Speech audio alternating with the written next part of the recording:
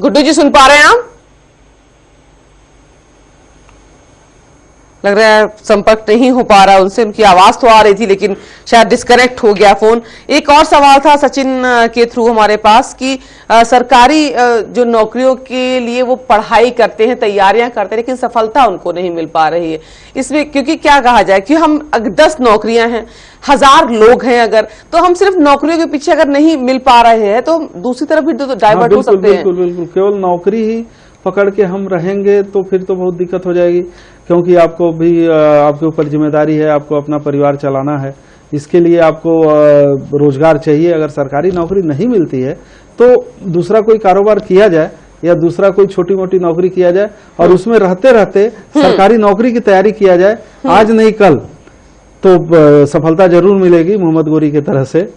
ऐसा नहीं है, लेकिन आप केवल वही लक्ष्य बना के और चुपचाप बैठे रहेंगे तो पता चलेगा कि आपका जो एक मोरल है वो डाउन होगा और आगे चल करके आप कुछ भी नहीं कर पाएंगे और हतोत्साहित होकर अपने जीवन से आप बैठ जाएंगे। तो ऐसा ना करें जी, बिल्कुल। आप कोई न कोई काम करके और उसके साथ साथ नौकरी की तलाश भी करें, क्योंकि एक आपके पास अगर कुछ पैसे आते रहेंगे तो आपको थोड़ा सा कम फील होगा कि हमें नौकरी नहीं मिल रही, तैयारी करनी भी कम होगा और परिवार से भी टेंशन नहीं रहेगा, परिवार का जो प्रेशर होता, दबाव होता है वो कम हो जाएगा। बिल्कुल। हमारे साथ वितिन जुड़ चुके हैं पुणे से। वितिन पूछिए, आप क्या पूछना चाहते हैं? मैडम, ये चिप्स वगैरह जो बनाने की मैन्युफैक्चरिंग कंपनी वगैरह डालना हो तो उसके लिए जानकारी कहाँ से मिल सकती है? उसका भी एड्रेस हम लोग आपको भिजवा देंगे, आप अपना नंबर नोट करवा दीजिए, ठीक है। चिप्स की फैक्ट्री आप डालना चाहते हैं? जी हाँ, ठीक है, उसका भी आपको एड्रेस दे दिया जाएगा, आप वहां संपर्क करेंगे और आपको मतलब वहां तो से वितिन अपना नंबर आप नोट करवा दीजिए। आपको कहां से सहायता प्रदान हो सकती है, कहां से हम आपके लिए सहायता उपलब्ध करा सकते हैं, ये पूरी जानकारी आपको फोन करके या मैसेज करके दे दी जाएगी। तो अपने दर्शकों को बता दें कि आप हमें फोन कर सकते हैं। और अब सीधे सचिन के पास चलते हैं। बहुत सारे दर्शक वहां पर हैं जो उत्साहित हैं, जो प्रश्न पूछना चाहते हैं, क्योंकि बड़ी समस्याएं हैं आजकल लोगों के सामने। नौकरी नहीं मिल रही, रोजगार शुरू करने के लिए अगर हम शुरुआत करें तो कैसे करें, ये सवाल बड़ा खड़ा हो जाता है हमारे सामने। सचिन, वहां पे और भी लोग हैं, उन सबका सवालों का जवाब हमने एक एक करके दिया, और लोग क्या पूछना चाहते हैं वहां? बिल्कुल शशि, यहाँ पर एक युवा मौजूद हैं जो कि पॉलिटिकल साइंस MA से पढ़ाई कर रहे हैं। उनका सवाल सरकारी नौकरी को लेकर ही है, क्योंकि सरकारी नौकरी की लगातार बच्चे तैयारी करते हैं लेकिन नंबर आने में सालों बीत जाते हैं। खुद उनसे जानते हैं, आप MA पॉलिटिकल साइंस से कर रहे हैं, कितना समय हो गया सरकारी नौकरी में ट्राई करते करते? मेरे को 4 साल हो गए। और मेरा सवाल ये है कि जैसे हम जो भी टेस्ट देने जाते हैं वो टेस्ट देने से पहले लीक हो जाता है, और हम ये पता कर रहे हैं कि सरकारी करप्शन के बारे में क्या कर रही है मोदी सरकार, कि हम टेस्ट देते हैं, हम तैयारी करते हैं, जो तैयारी नहीं करता वो बंदा लग जाता है। इसके ऊपर सरकार क्या कर रही है? चलिए, सवाल का जवाब पहले मैं चाहूंगा शशि, आप वहाँ पर जो एक्सपर्ट है, बिजनेस एक्सपर्ट मनोज जी, उनसे सरकार पे सवाल खड़े कर रहे हैं। क्या सबसे बड़ी बात है कि हम लोग जो कार्यक्रम चला रहे हैं तो सरकार क्या कर रही है इसके बारे में तो हमें बताना बहुत ज्यादा, ये हमारा विषय नहीं है। लेकिन मैं इतना जरूर आपको बताना चाहूंगा, अगर पॉलिटिकल साइंस से आप BA कर रहे हैं या MA कर रहे हैं तो आपके लिए सबसे अच्छा होगा कि आप IAS PCS की, संघ लोक सेवा आयोग की नौकरियों का मतलब ट्राई करें और उसके लिए आप अपनी पूरी तैयारी करें, जरूर उसमें आपको जगह मिल सकती है। जी, अपने दर्शकों को बता दें कि हमारा जो एक कार्यक्रम है ये आप कैसे नौकरी प्राप्त कर सकते हैं, कैसे रोजगार शुरू कर सकते हैं, इस पर ये हमारा क्वेश्चन है। हमारा क्वेश्चन ये नहीं है कि सरकार क्या कर रही है, उसकी सिस्टम में क्या खामियां हैं। हमारा ये पॉलिटिकल कार्यक्रम नहीं है, अपने दर्शकों को बता दूं मैं। तो आप वो सवाल पूछिए जो रोजगार से जुड़ा हुआ है। हमारे साथ मुंबई से महेश जुड़ चुके हैं, उनसे बातचीत करते हैं। महेश जी, आप पूछिए, आप क्या पूछना चाहते हैं? हेलो जी, बोलिए। मैम, मैं ये पूछना चाहता हूँ, मैं MCOM कर चुका हूँ और मैं बिजनेस लाइन में मतलब हेलो। हाँ जी, पूछिए पूछिए। मैम, मुझे बिजनेस लाइन में इंटरेस्ट है, तो मैं लखनऊ में डिटर्जेंट पाउडर का बिजनेस करना चाहता हूँ, क्या मेरे लिए सही है क्या? डिटर्जेंट पाउडर का बिजनेस करना चाहते हैं, MCOM किया हुआ है इन्होंने। डिटर्जेंट पाउडर के बिजनेस करने के लिए आपको पहले उसकी जानकारी पूरी हासिल करनी पड़ेगी, और हासिल करके एकदम कर सकते हैं, ऐसा कोई ये नहीं है कि जो आप नहीं कर सकते हैं। लेकिन जब तक आप उसकी जानकारी सही तरीके से आपके पास नहीं है तब तक आप करेंगे तो कहीं ना कहीं आपको अधूरी मतलब कामयाबी मिलेगी। तो इसलिए पहले उसकी ट्रेनिंग ले लें।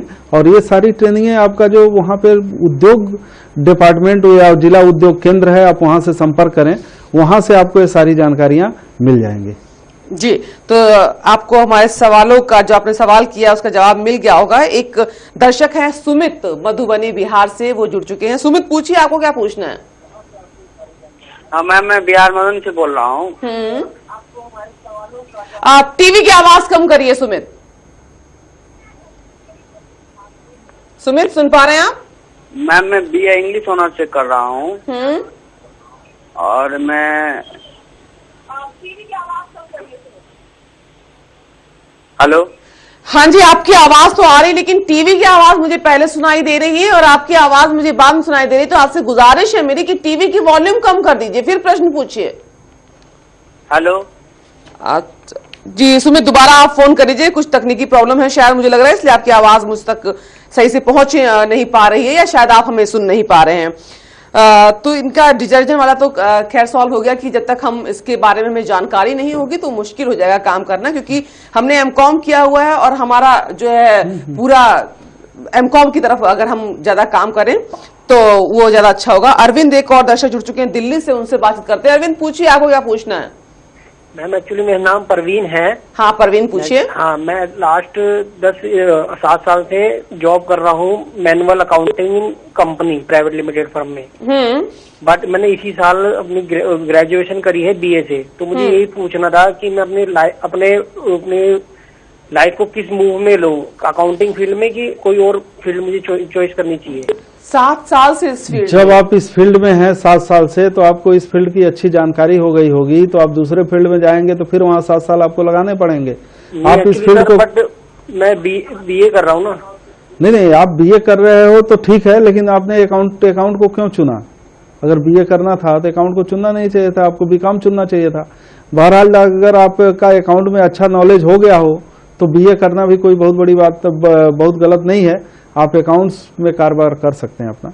जी, तो अकाउंट से आप कारोबार कर सकते हैं। 7 साल से आप उस फील्ड में हैं, तो आप दूसरी अगर फील्ड चुनेंगे तो उसके बाद फिर आपको वही समस्या का सामना करना पड़ेगा, फिर शुरुआत करनी पड़ेगी। आपके लिए एक और भी ये होगा कि किसी चार्टर्ड अकाउंटेंट के वहां रह के आप कुछ उसकी ट्रेनिंग ले लें, जिससे कि आपको अकाउंटेंसी में बहुत सारी सुविधा हो जाएगी। जी, यानी कि CA के पास जाके आप ट्रेनिंग ले सकते हैं।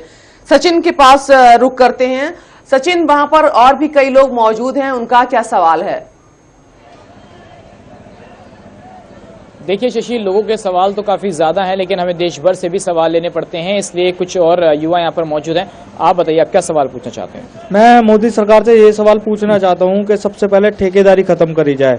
जो ठेकेदार वाला इंसान, उसको पीछे से 8,500 रुपये मिल रहे हैं, वो इस एम्प्लॉयज़ को 6,000 6,500 देता है, और वो अगला एक बंदा अगर किराए पे रहता है तो उसका आज का लगभग किराया 3 या 4,000 रुपये होता है, और बिजली का बिल 2,000 रुपये होता है। तो उसकी पूरी सैलरी किराए में और बिजली के बिल में चली जाती है, क्योंकि उसे पूरी सैलरी नहीं मिली जाती ठेकेदार की तरफ से। मैं ये चाहता हूँ जो लोग 4 साल से 5 साल से 3 साल से वहाँ पे जॉब कर रहे हैं, उनको रेगुलर किया जाए, जो कि ठेकेदारी खत्म करके उनको पूरा पैसा मिला जाए। मेरी ये मोदी सरकार से हाथ जोड़ के रिक्वेस्ट है, ये ठेकेदारी खत्म करी जाए, और जो पुराने एम्प्लॉयज हैं 3, 4, 5 साल 7 साल, उनको प्लीज परमानेंट किया जाए। ठेकेदारी बताता हूँ, क्योंकि कुछ जगह ऐसी होती है जहाँ पर कॉन्ट्रैक्ट पर रखे जाते हैं लोग। कॉन्ट्रैक्ट का जो ये प्रोसीजर है शशि, ये खत्म होना चाहिए और ये लोग परमानेंट होने चाहिए, इनकी ये मांग। ये ठेकेदारी का इसमें क्या इनके और क्या इनके अधिकार हो सकते हैं? देखिए, ठेकेदारी में तो अधिकार सारे खत्म हो जाते हैं, जो भी अधिकार होते हैं वो ठेकेदार के हो जाते हैं, लेकिन इनके भी वहाँ पे PF और ESIC ये सब कटने का प्रावधान होता है।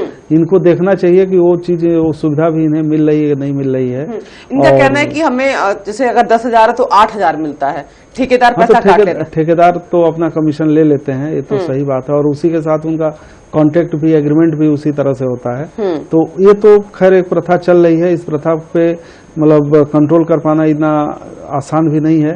और जहाँ तक रही ये बात सरकार तक पहुँचाने की, तो हम लोग पहुँचा देंगे, लेकिन बट ये हम लोगों का विषय नहीं है।